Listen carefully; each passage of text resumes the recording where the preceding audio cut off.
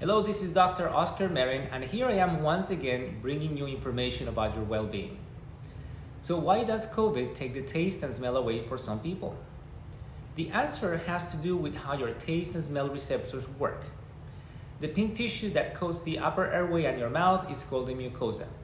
And it is called like that because it's always moist. This moisture is necessary because that's how we dissolve substances in food and other things, so small chemical particles can be detected by tiny receptors that we have in the cells of our nose and mouth. In the mouth we have taste buds lining our tongue like a garden of tiny succulent plants.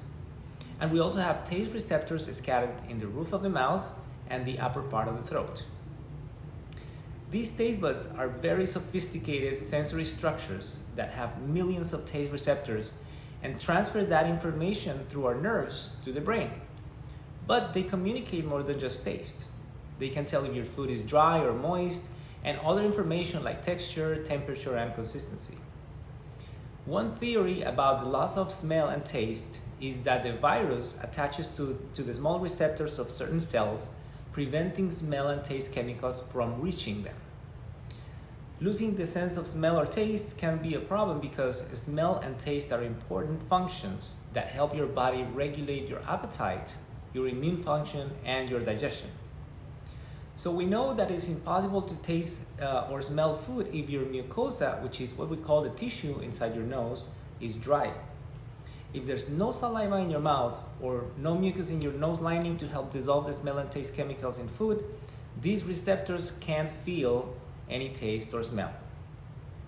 So when you get allergies or a virus that affects the airway, like the flu virus, influenza for example, your airway tissues get irritated and coated with extra mucus.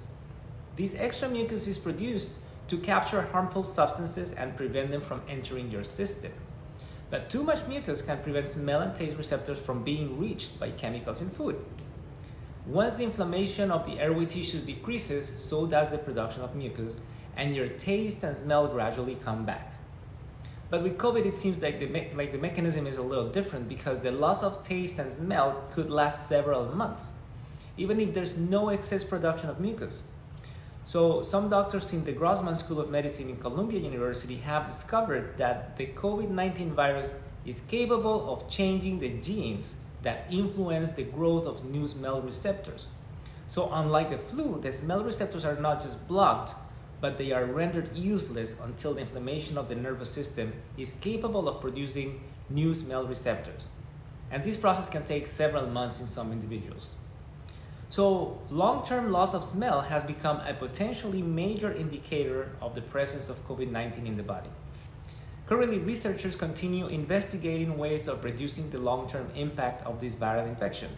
But in the meantime, we're relying on traditional anti-inflammatory medicine to try to minimize the effect that COVID has in our sense of smell and other organs.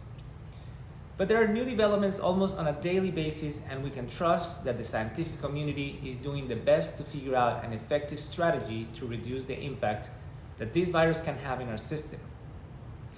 I appreciate you sticking around until the end, and if you think this information is worth sharing, please send it to anyone you care about, and don't forget to subscribe and click on the notification bell so you get updated anytime we post new videos. Thank you and stay well.